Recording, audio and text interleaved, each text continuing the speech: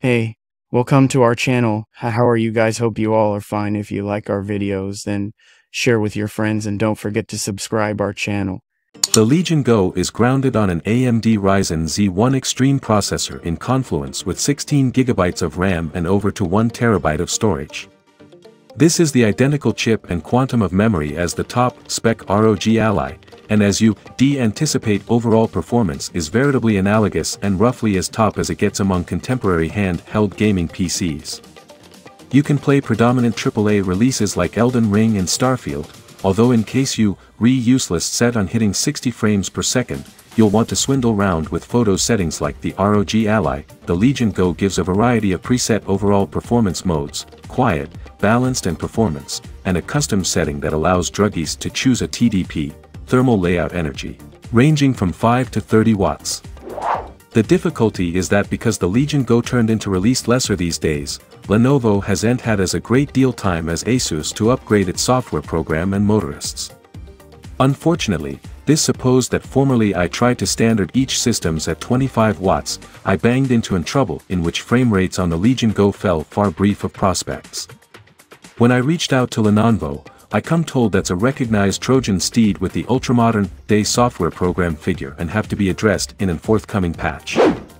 Thankfully, formerly I installed some beta motorists and a memoirs update, which are anticipated to be formally released eventually within the coming weeks. Frame rates jumped again up to degrees that match the ROG Ally.in Cyberpunk 2077 at 800p in medium settings with FSR set to performance. At 15 watts the Legion Go hit 45 frames per second, principally matching the ROG Ally's 46 FPS on the same electricity degree.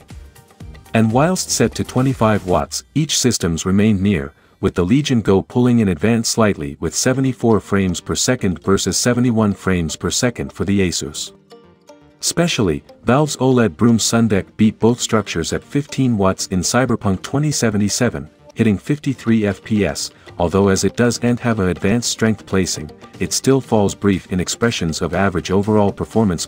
One of the enterprises with having massive overall performance in a handheld is the effect that has on battery cultures. Still, Lenovo has completed its satisfactory to offset that with a big 49.2 Wh battery, versus 40 Wh on the ROG Ally. The result is a machine that lasts between an hour and a half up to many hours depending on the game you gambling and your energy settings. At 15 watts, the Legion comes up short towards the Steam Deck, which nevertheless reigns ultimate in terms of effectiveness with runtimes of over hours.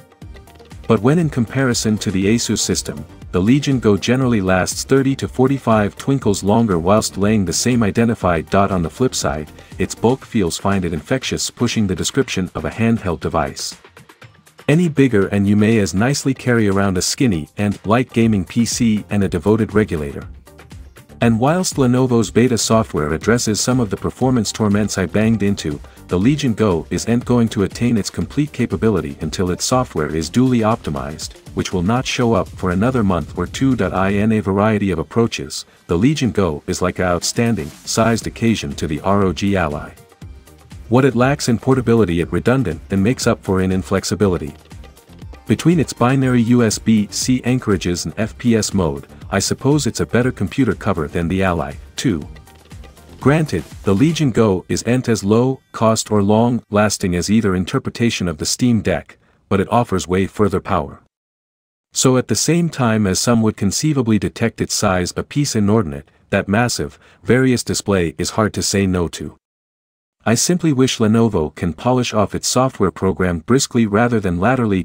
Pros: advanced battery cultures, bright and smooth illustrations, more thermals, feels lower, zenith, heavy long charging string. Con: still ridiculously huge, seriously it's so big. Battery actuality: one of the downsides of the first Steam Deck came its short battery cultures, which maxed out at 8 hours, and that turned into simplest below ideal conditions.